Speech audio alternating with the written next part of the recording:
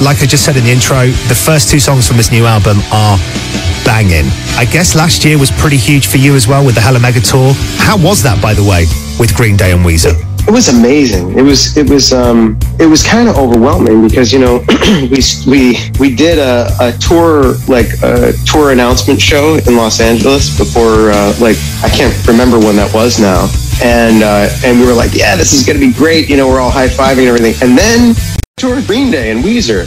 But then to actually get there was amazing, the coolest. What's it like watching bands like Green Day backstage and how they work together as a team? Are they cohesive? Are there moments where you sort of see things happen, you go, oh, that even happens to them?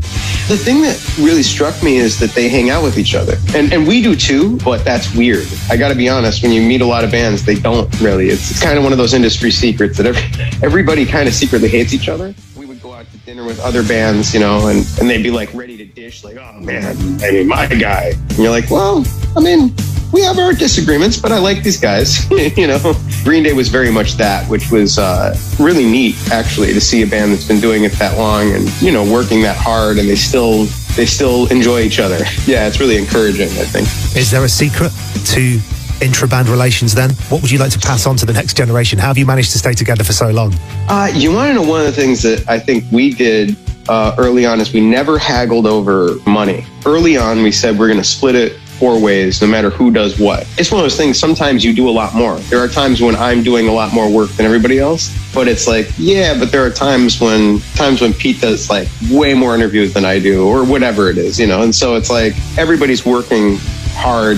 That was something we decided when we were like in a basement, you know, when we were starting out. That was like the best decision we ever made, I think, you know? Yeah. Okay, let's talk the album then. So Much for Stardust is out on the 24th of March. The one thing that really struck me when I read what you'd written about this album was that anybody who expected a sort of noughties-inspired album, a sort of nostalgia fest, would be sorely disappointed. Yeah, we've been writing this record and working on this record for a whole pandemic. So, you know, it's weird because someone was like, oh, you know, Fall Out Boy took another break. I'm like, nah, the world took a break, man. We were very much working. I know that there is a moment of nostalgia right now, which is great and it's awesome, and I'm happy that that's happening. And there's a lot of great discussion about that, which is great, and it's awesome, and I'm happy that that's happening, and there's a lot of great discussion about that. But the record itself wasn't really written from any of that perspective. It's more of, it's something that we wanted to play around with.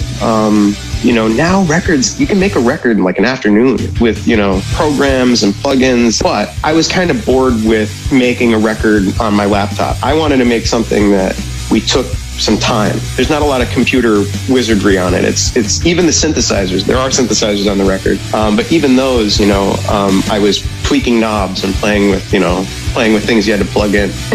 Let me go back to the record of the week this week. Heartbreak Feels So Good. This is a monster song. I mean, it sounds huge. It's anthemic. Has this taken like weeks and months to do because there's so many parts to it?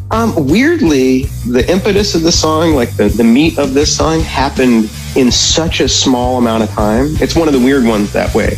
Literally, like even the synthesizer at the beginning, I make the demos, right? So I'll write a thing and record a thing, and then you know, I send it to everybody like, hey, what do we think of this? You know? And that synthesizer at the beginning, it was like the last second before I sent it, I was like, what if I mute all because there were guitars and stuff there. And I was like, what if I just mute everything? I just want to hear what that sounds like. It was kind of a spontaneous song in terms of like what you hear was basically there. Let's play the song. This is our Rat Trick from Fall Out Boy tonight on the show. Are we going to get another song soon? Because you gave us the first two quite quickly.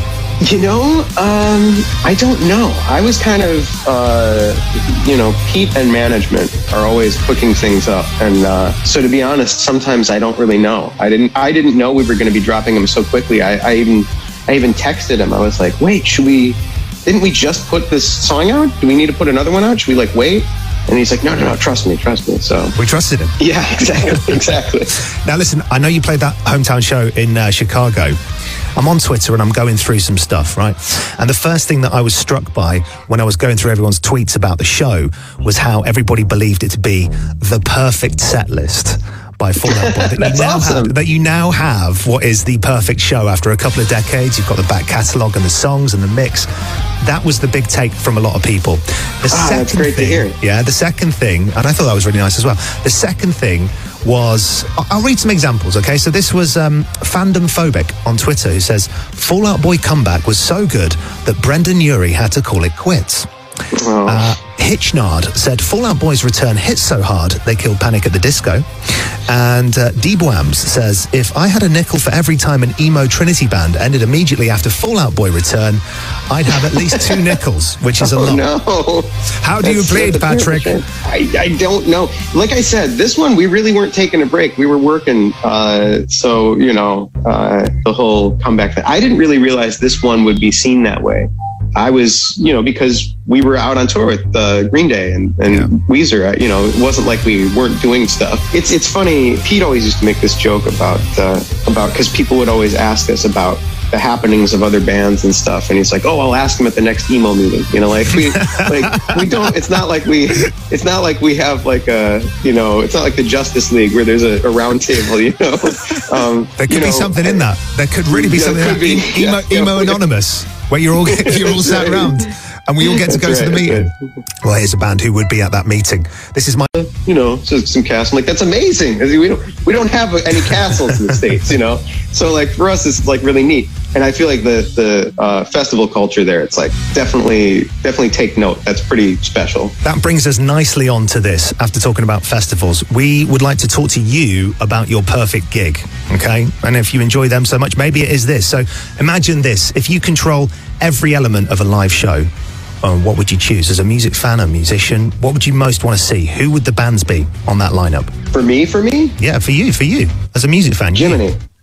Oh, man. See, I mean, everybody wants to see all their favorite bands, right? You know, so mine is impossible now, but I think I would have, you know, Prince and David Bowie and, I don't know, the Specials in like, the Specials circa like 1981 or something, and then for some reason Marvin Gaye would be there, and it would be a blast. I don't know. It's the kind of show that just couldn't happen. And it'd be a cracking after party, that's for sure. All right, Patrick, well, thank you for taking the time to speak to us this morning for you, this evening for us on the West Coast. I really appreciate it. So much for Stardust. Album number 8 is out on the 24th of March. We absolutely love those first 2 songs. Maybe you could speak to Pete about dropping another one before then, if he makes, we'll see.